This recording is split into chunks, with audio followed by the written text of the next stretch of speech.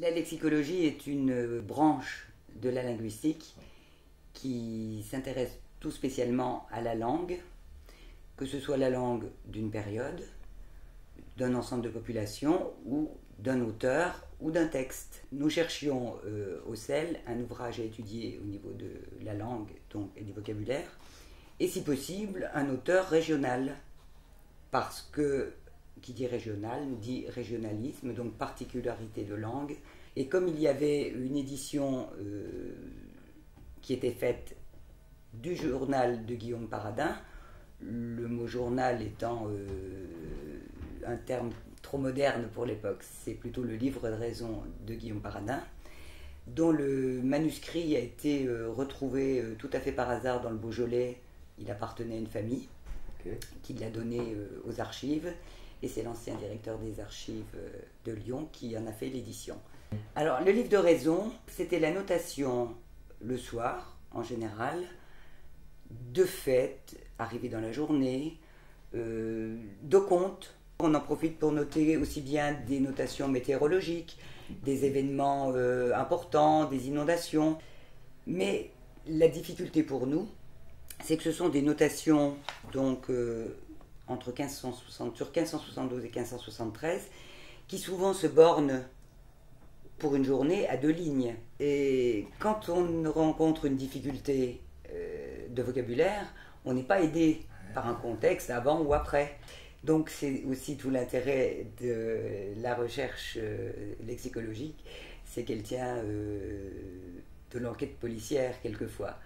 Parce que vous tombez sur un mot qui n'est répertorié dans aucun dictionnaire. Déjà pour le 16e, on est très mal équipé. Et alors, des fois, on ne sait pas où chercher. Parce que quand on tombe sur un mot inconnu, par exemple, le mot sardi. Si je prends le mot sardi, il nous dit « Guichard est bon jardinier et plante de choux. Sa femme fut vendre du sardi au marché. » Vous avez 2 lignes. Qu'est-ce que le sardi? Qu'est-ce qu'une femme va au marché? Notre bon éditeur, son mari étant jardinier, met en note sorte de légumes, salade, point d'interrogation. Moi au départ, je ne sais pas ce que c'est que le sardi. Donc je vais chercher dans les étymologies inconnues de mon FEV, je passe en revue tous les légumes, toute la botanique, et je ne trouve rien.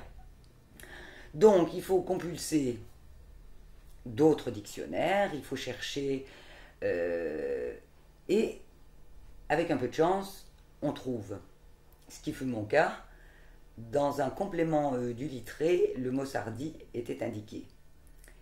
Pas chez Paradin, mais c'était une sorte de drap qui existait. Il y avait une attestation dans un exemple de Jacques Coeur, donc ça situait déjà un peu la région.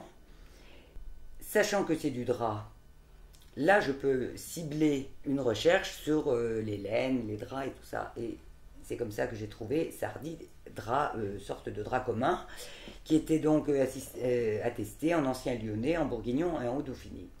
Et là, je me suis adressée à une spécialiste de dialectologie, à l'Institut Gardette à la Cato, qui ne connaissait pas non plus sardi, et qui, téléphonant à des érudits beaujolais, eh bien, on a appris qu'effectivement, au XVIe, les femmes faisaient couramment des draps chez elles, ces draps qui devaient être des draps assez grossiers, en laine grossière, et qu'elles les vendaient effectivement au marché. Donc, l'énigme était résolue, et on était sûr que sardi était bien le drap, et non pas la salade qu'avait pu imaginer notre éditeur, qui n'était pas lui lexicologue.